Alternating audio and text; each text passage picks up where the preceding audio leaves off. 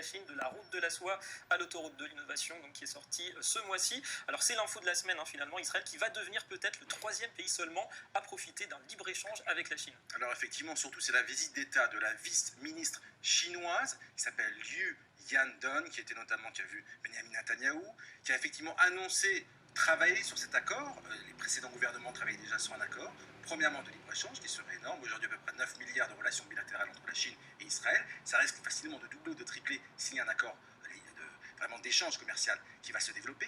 Mais deuxièmement, un accord, et on ne l'a pas commenté, je pense qu'il est extrêmement important, c'est qu'il n'y aura plus besoin d'avoir de visa pendant 10 ans pour arriver, soit pour des Israéliens pour aller en Chine, soit également pour des Chinois pour venir en Israël. C'est-à-dire vraiment une exemption de visa de 10 ans, ce qui va sans doute véritablement booster le tourisme. Et quand on sait notamment que Hainan Airlines, une des plus grosses compagnies aériennes chinoises, va voler à partir de Pékin vers Tel Aviv à partir du mois d'avril, on s'attend à ce qu'énormément de Chinois arrivent, des touristes, des hommes d'affaires, et également Cathay Pacific de Hong Kong, qui devrait aussi voler à partir de Hong Kong directement cette année vers Tel Aviv.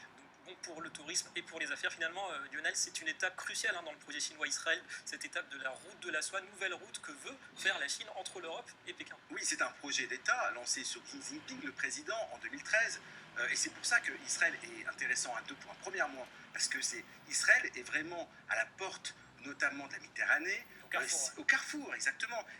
Effectivement, quand notamment des entreprises d'État rachètent des participations, notamment dans le port de Haïfa ou Ashdod, également, c'est une ouverture vers l'Europe, mais aussi vers l'Afrique du Nord qui est important. Et deuxièmement, c'est évidemment la technologie. Les grandes sociétés chinoises viennent racheter des pépites de technologie en Israël. Le secteur numéro 1, c'est la technologie. C'est là-dessus qu'il y a un vrai potentiel. Alors effectivement, high-tech, mais dans tous les secteurs, on peut penser au secteur du diamant. Israël est un leader mondial dans le diamant. La Chine, c'est pas encore un produit vraiment de grande consommation, mais les Chinois s'y mettent petit à petit.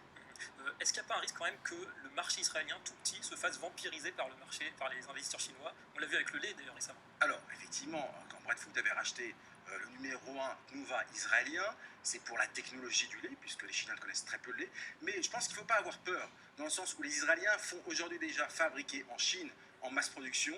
Aujourd'hui, Israël est concentré vraiment sur la recherche et développement, sur l'innovation, et c'est ce qui est important. Et effectivement, c'est une espèce de complémentarité avec la force de la Chine, qui est justement la fabrication, et puis la puissance financière et globale. Merci beaucoup Lionel Fritzfeld pour ces explications.